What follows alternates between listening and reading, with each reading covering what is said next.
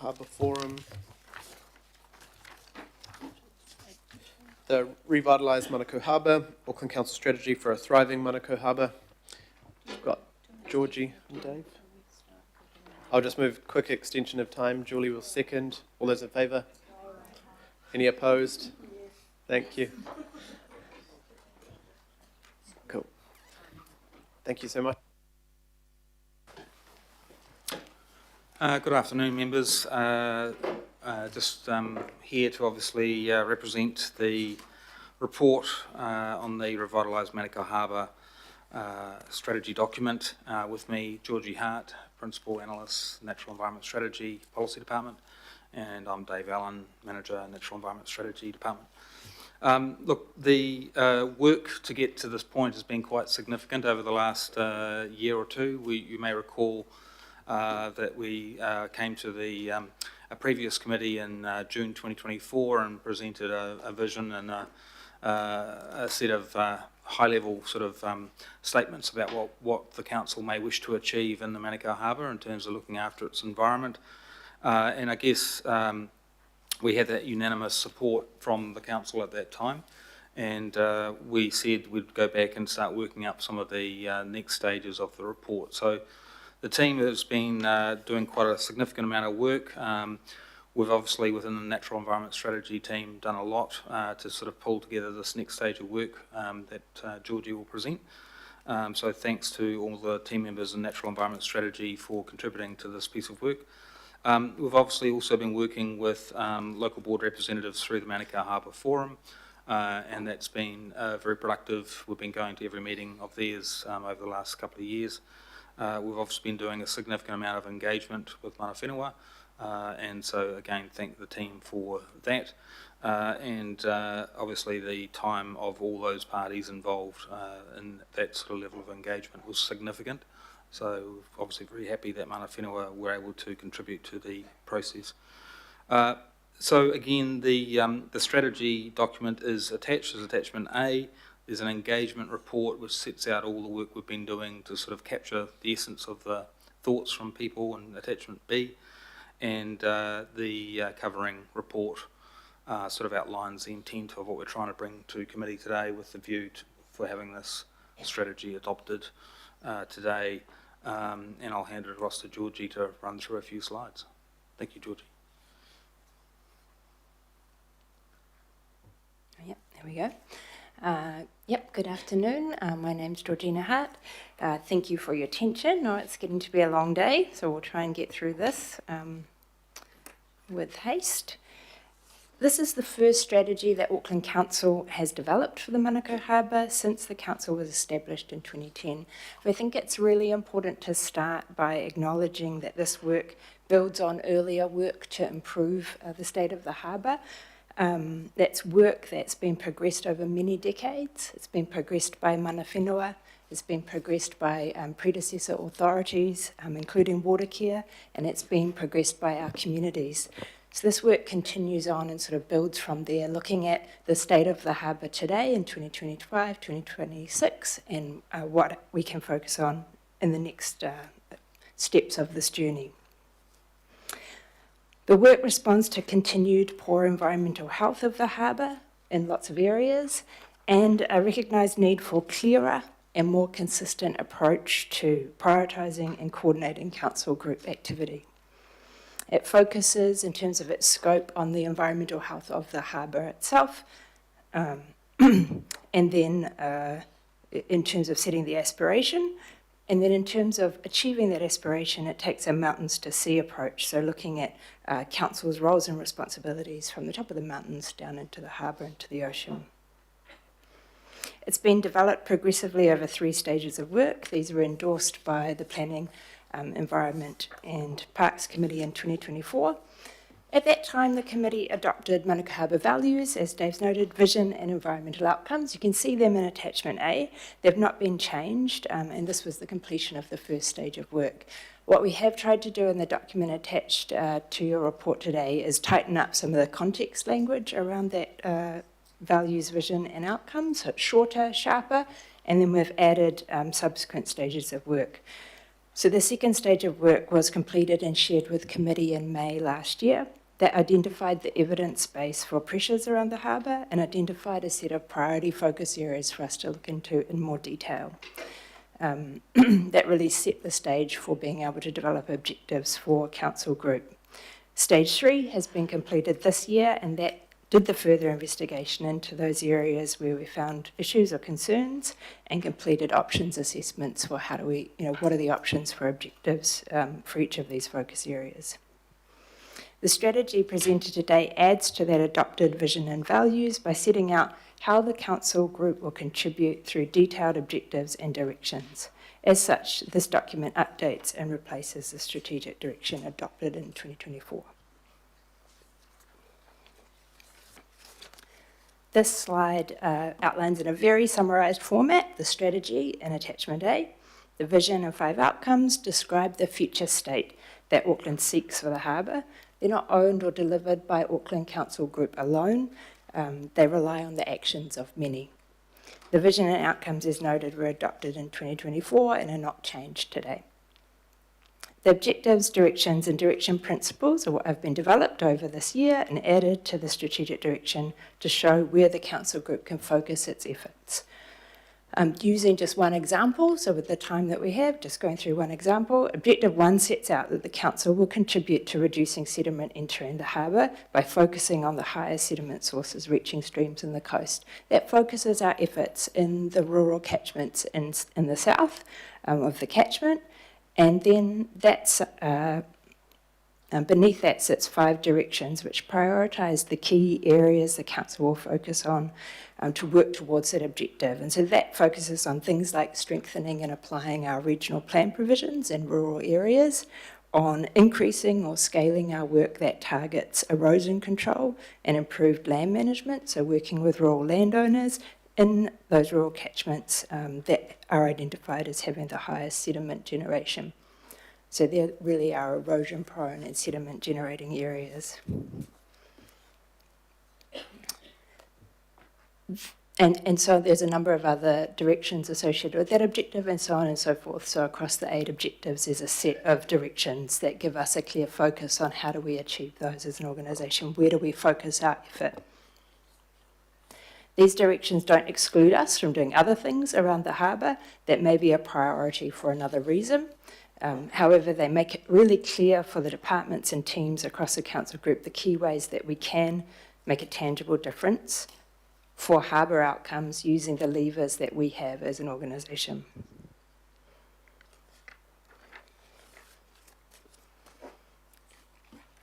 And because there's quite a lot of content in that attachment A, a lot of pages of direction, I've just tried to summarise the key points of that in one slide here. And so the strategy doesn't attempt to address every matter affecting the harbour. It focuses on the pressures that are evidenced as impacting harbour health and that also fall within our reasonable sphere of influence as a council. As such, there's a relatively small number of priority focus areas and they're summarised on this slide. The arrows are not technical in any way. They're just indicating the direction of travel for the key topics listed. Taking another example, the second objective in the strategy is to minimise the impacts of elevated nutrients in the harbour, and then the directions that sit beneath this further prioritise our efforts on improving our evidence base. So when it comes to elevated nutrients in the harbour, it's really important at this point that we develop our understanding of where those impacts are affecting life in the harbour, and then developing and testing options for addressing nutrient impacts in those areas where there's most impact found or in the areas that are most affected. Again, trying to focus and target our effort where it's going to be most valuable. So the strategy overall focuses on where the council group's influence can be most impactful for harbour outcomes, and it provides an overarching framework for activity across the council group to align our activity, to focus our efforts, to support coordinated action with our partners, and to enable clearer assessment of progress over time. So what does this look like in implementation? How do we make this all happen? I think it's important to note that the strategy is not intended to be delivered all at once. Enabling harbour regeneration will require sustained action over multiple decades. Some of the issues that we're highlighting, like sediment and nutrient, have been around for a really long time. They're incredibly challenging environmental issues to address. They will take time. Responsibility for implementation of this strategy will be shared across the council group and relevant departments and teams. And sequencing will be necessary because some of the action needed will be prerequisites for subsequent steps. We need to recognise that environmental systems will take time to respond, and funding and organisational capacity is limited. Implementation planning will identify, prioritise and sequence implementation actions in more detail. And you've got a few examples of the expected focus at different time periods on the slide. And so just a few examples of existing programs and projects that this would relate to, and it would be important initial implementation steps to give you a sense of existing projects and programs that contribute. We note that the new combined plan, including the setting of environmental limits, will be a key next step in terms of delivering the direction set in the strategy. Work like that done under the Regional Pest Management Plan and decisions about resourcing our marine biosecurity activity, and then our support and scaling for existing catchment management programs that we already deliver around the harbour, and then also spreading that approach in areas that don't have it.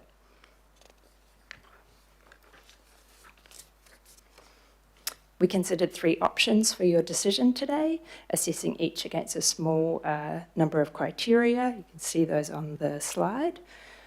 Option 1, to adopt the strategy, is recommended, and we note a number of financial implications associated with this decision, particularly that adopting a strategic direction for the organisation does not approve new expenditure or commit the council to specific projects or create immediate budget obligations. And implementation has to be progressed through existing planning, budgeting and decision-making processes, with future funding and investment decisions subject to the relevant governance approvals. So the intent of the strategic direction is to provide clear priorities for investment within existing budgets and to consider how to address key gaps. Final slide. So provided there's a decision to adopt today, we would crack on with next steps as outlined in the report, and we welcome any questions on this work. Thanks, Chair. Thank you both, and the teams that sit behind you and that are not here today. A huge amount of work done again in this space on the long journey of restoring and revitalising the Manukau Harbour. So thank you very much, and I know the Manukau Harbour Forum are very happy with the direction again, as well as we heard earlier. Deputy Mayor. Thank you for your work on this. Look, the implications to water care could be quite significant. Have they had input into this strategy? Thank you for the question. Yes, we've worked with Watercare staff, but what we note, and I'll just use my language on this, what we note is that the nature and extent of additional implications of the strategy for Watercare will need to be carefully assessed by Watercare staff and considered by the Watercare board, and we would take that as a next step. Okay, so I can just confirm that they have been part of this journey to the strategy and they are happy with where you're going. I wouldn't note that necessarily Watercare overall are happy with where we're going. We have had input from staff and had technical review and engaged with staff throughout the development of the strategy. Okay, interesting. Okay, my next question is, when would we see, if we were to adopt this today, when would we see a costed implementation plan? And I ask that because I'm keen to know that if we did adopt it today, would it be part of the next LTP, or the one that we're looking at now? So the council has asked for advice from staff for the harbour protection outcomes our area of advice. So there'll be some elements that might be low-hanging fruit for us to identify there. I think, as was outlined, this is kind of like a longer-term piece of work, and it's about what are the sequencing for what are the things that are perhaps more immediately obvious to do. But it's also about actually looking at what we're doing currently and asking the question, is that the best investment that you've got? So I think in fact, there's some activities the council does that may negate some of the positive things that you fund. So it's about sort of understanding across the broader council framework, what are we doing, why are we doing it, how can we do it better? And I think with a strategy like this, when you're trying to get across all the different departments and CCOs, you are sort of asking the question about how can we do things better to get better outcomes and for value for money. So it's going to be progressive in terms of your initial answer. There'll be some things that we can identify which will give this a bit of an acceleration for the LTP, but then there'll be other times down the line where we'll be able to give you some more detailed advice. One thing I'll say is that because it affects so many different departments and the CCOs, it's really the expertise that they will bring to the table in terms of how this will be framed up. So we're very much reliant on how do we get across all those different outcomes and actually get that input. If I may, Chair, I might ask those questions a different way. So you think that if we adopted this today, you think that we'd be able to take a step in the right direction as part of the LTP based on potentially low-hanging fruit or whatever, at least make some steps. Would that be accurate? Yes, that would be accurate. And my second question, going back to water care, which you gave me a very interesting answer. So would I be correct in saying that the ongoing discussions with water care would shape how you framed the next steps if the strategy was adopted today? Yes, look, I think there's many elements to the strategy, not just that relate to water care. So it may be that there are some things that are more readily able to be pushed forward than others, and we've said to water care we're more than happy to come and talk to you and work through where the strategy might look at having some bearing on your particular work program and how that can be accommodated. And so I think there's a willingness from the staff and the council to have those discussions in a constructive way. Okay, Chair, I don't need to speak again, but with that sort of prerequisite, I'm happy to support. Thank you, Deputy Mayor. And yeah, just a few clarifications, and Councillor Ferry would like to move, and I'm happy to second. But in there, the resolutions, it's clear, prepare requested long-term plan advice for harbour outcomes. We will obviously be able to decide what's in. The Mayor will put things in or out of the mayoral proposal. Confirm the implementation arrangements, developed a stage implementation plan, but also acknowledge, I think, the work from 2020, well, actually long before then, a lot of work has gone in. The 5-year state of the harbour plan is out there, it's pretty open. The other thing is no one from Watercare's contacted me. I did try and call Jamie on Friday, and I think he was busy, and I just haven't had a chance yesterday, but I understand there's a few concerns, but this is not a statutory document. I believe personally that Watercare has been doing really good stuff in this space, and at the Manukau Harbour Symposium we were able to show the monitoring and how far Watercare's actions have improved the nutrients in the harbour. So I personally think they should be celebrating, not being too concerned about this, but I'm keen to sit around with Helen and Ben and Jamie and Jeff and whoever else wants to make sure that we are aligned and that we're not putting undue pressure on them financially or something. But I think my belief is that this is good, and they can showcase the work they have been doing. Just we all need to do better. So I don't want anyone to freak out about that. Councillor Fletcher. Thank you, Chair, and Georgie, thank you for the presentation. Dave, you are, for me, probably one of the most experienced officers that we have, and you are one that I respect the greatest. So I want to know, having sat through many years of presentations on the Manukau Harbour, why what we are considering by way of options today might be different and might be implemented and not just a nice to have. I care passionately that we actually start making some progress on this, and you're quite good at sometimes being quite blunt about what needs to happen. So why is this different in what you're presenting to us today? I think the first observation to make is that over the years I've sort of tried to look at what can we do in each of the different harbours around this region, and we've committed a lot of time and energy to trying to raise the profile of what is the eventual outcomes that you would like to seek as a council for the environment. And that's one of the things that we've been trying to do with this particular initiative. I guess what we have as a council is a lot of tension between some of our need to develop areas as well, and then we don't necessarily reconcile what might be the environmental outcomes. So I guess what I would like to try and do with this exercise, and we've been doing it in a very staged way, quite deliberately, to try and get people to see that there's a need for us to be a bit more explicit about how the environmental outcomes are affected. So the countless meetings and those sorts of things, I agree, and that's about just sort of getting the transparency, the integration across the organisation. Just within the organisation, we don't have necessarily a clear picture of what we're trying to achieve. We have Parks Department, or we might have, some other departments that are doing things that meet their particular requirement, but it's not integrated, it's not necessarily done at scale, it's not necessarily looking at what is the outcome for that particular thing that they're in charge of. So I think this work is about just bringing that up a little bit, giving it a bit of light, and just saying, how can we do things better?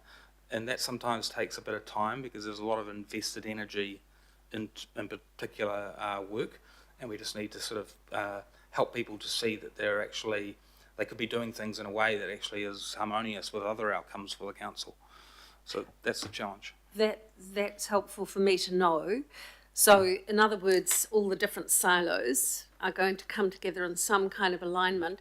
And will this, because the Manukau Harbour needs a circuit breaker, will this give us the opportunity to actually put it on the agenda for the LTP?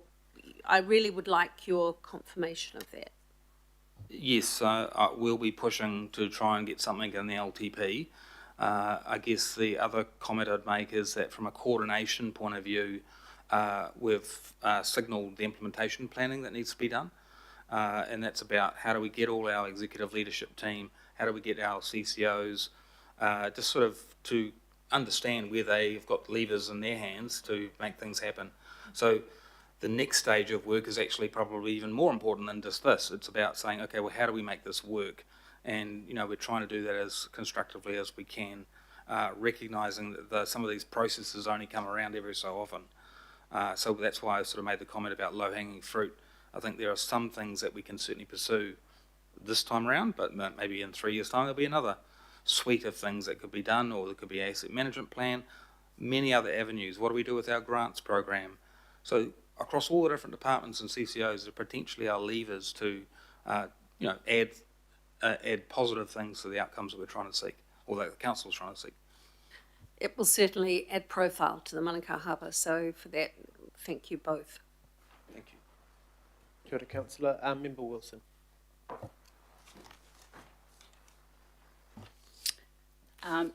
Thank you, thrice. Thank you, Georgie, for work that you've put in there. I acknowledge I'm just going to talk to the mana whenua aspect of this paper. I agree 100%, but because I understand the work that's gone into what you've been trying to do here and raise the level of the visibility of what has been going on for so many years now. It's a wonder. In a mana whenua space, you're not so tired that you lose track and thinking. I agree 100% with Councillor Fletcher's views. Where is this paper that we're intending to vote on going to take us, and how long? Because I read the implementation delivery will be staggered to reflect the level of resourcing available. Well, that doesn't give me a sense of she's going to happen anytime soon, and that's dispiriting, I'd have to say.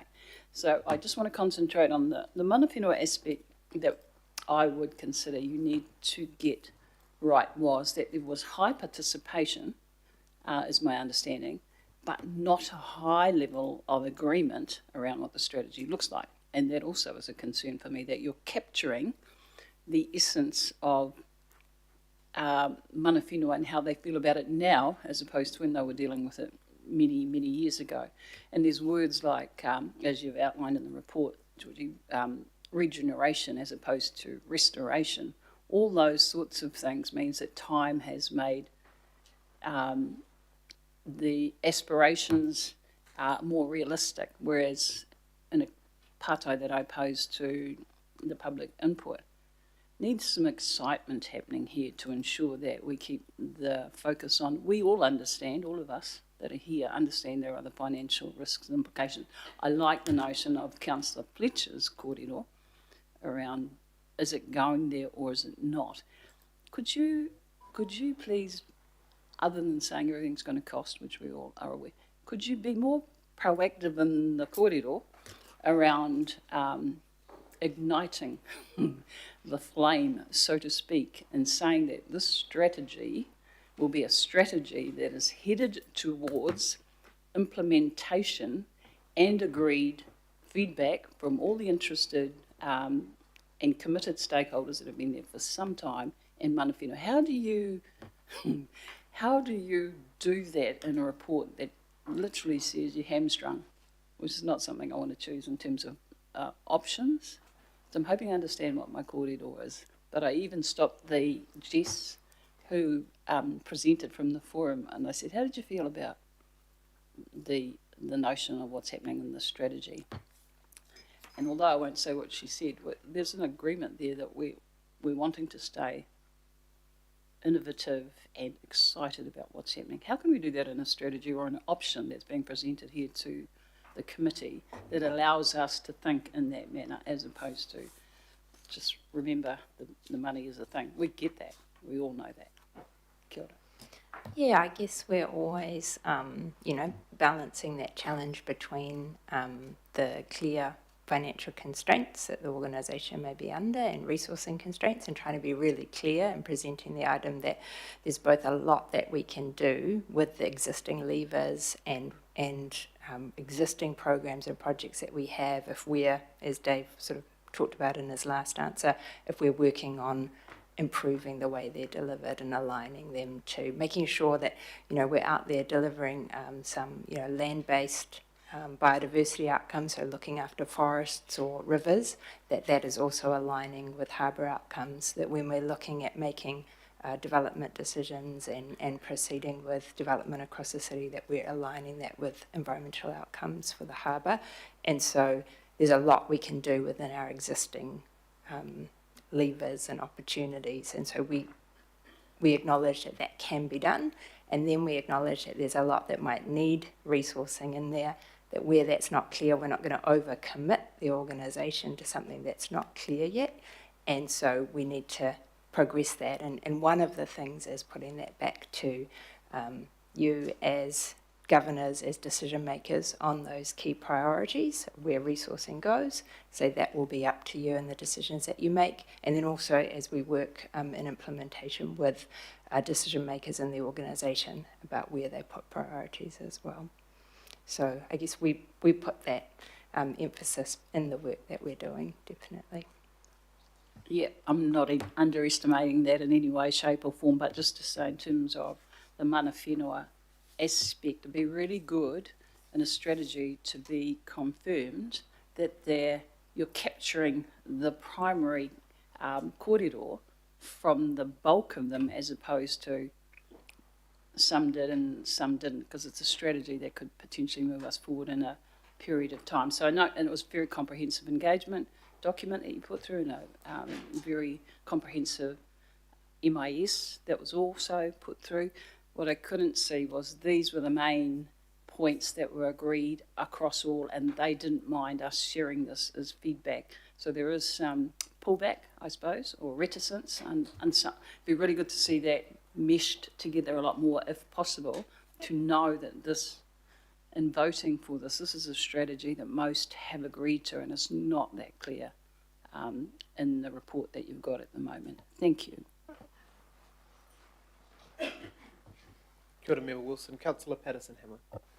Kia ora. I think you kind of just answered my part, maybe, because I was just going to ask that taking that mountains to the sea approach is great, and it's what the State of the Gulf report does as well with the Hauraki Gulf Forum, and so there's a real alignment there. I represent, I think, the narrowest bit of land between the Waitemata and Manukau harbours, and so I guess in terms of that, the third recommendation, no, second one, in terms of preparing the advice around the long-term plan, I take it from the report and from your response to Member Wilson just then, but I just want to check that that'll include advice around prioritisation of things maybe like ngāhere strategy or things that might not seem directly, they're not actually standing in waders in the Manukau harbour, but they are interrelated. Am I understanding that correctly? Yes, so we've already got direction from Council to prepare advice that will focus on harbour protection outcomes. The question is how targeted that advice will be and what would be appropriate for the first 3 years versus what things might come later. And it may also be that some of the other advice streams that you are getting in the long-term plan may speak to this kind of topic as well. So it's about sort of making sure we're cross-referencing our advice when we provide it to you. I guess what I'm just signalling is that from the work stream that I'm sort of involved with, that's something we want to try and make sure is elevated so that we do get the commitment across the organisation to this piece of work. And that's ultimately your decision, so, yeah. Thank you. Any other questions? Cool. Thank you both. Step back.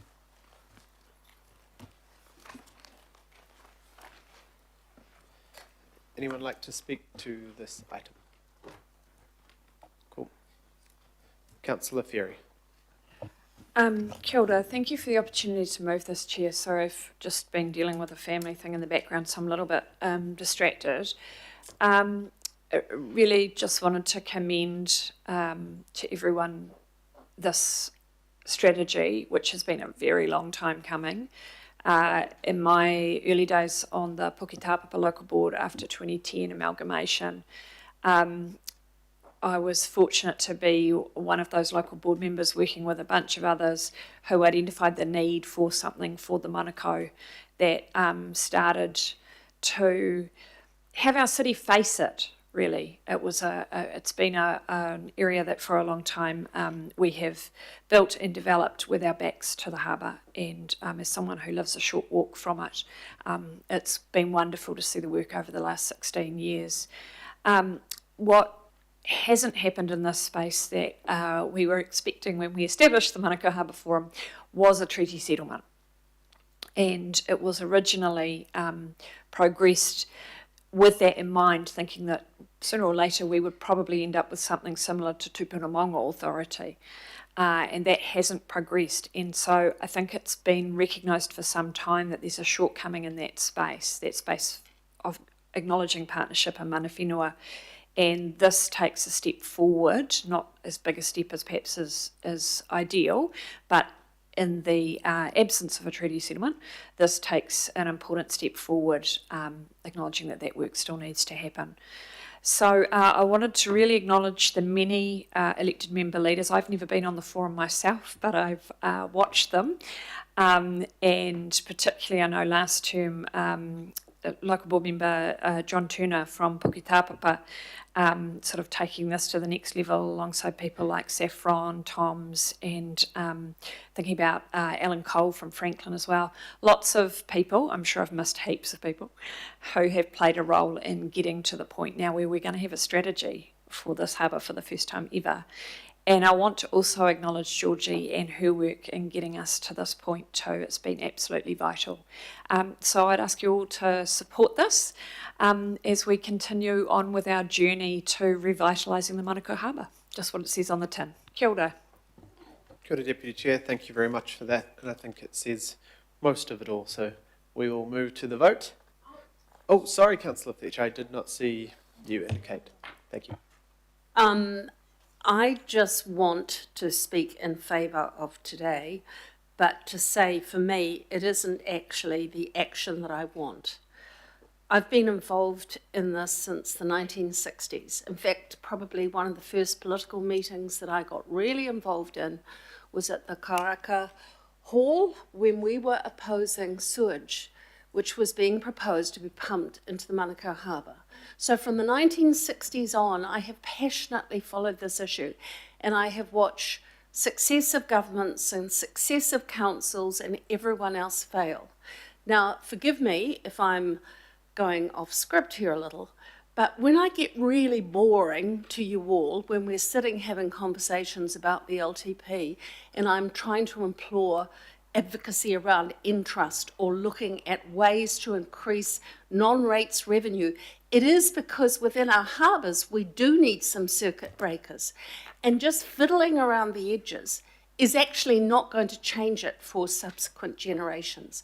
I feel really passionately about this, and so I'm going to continue to be entirely tedious as we go into the LTP conversations, because we have within our ability some tools that we could use with the right support to really make a difference, not just with the Manukau, but also with the Waitemata as well, but particularly for the Manukau, because it has so long been ignored.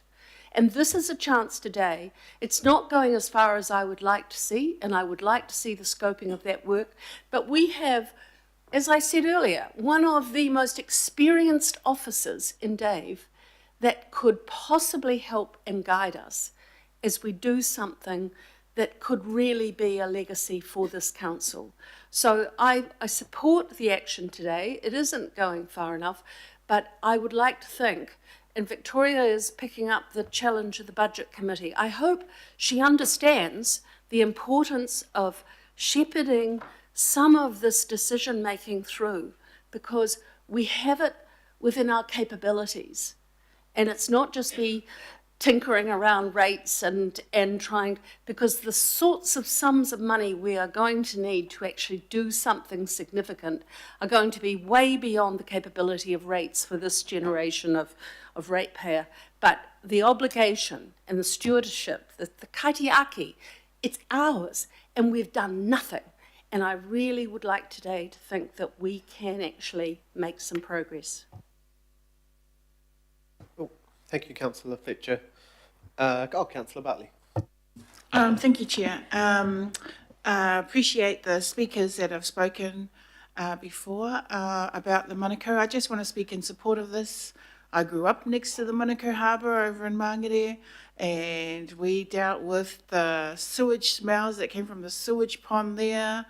So it's good to see a strategy trying to fix the harbour for what it's done for the city in terms of taking all that wastewater. Also want to acknowledge the staff, Dave and Geordie, for their work.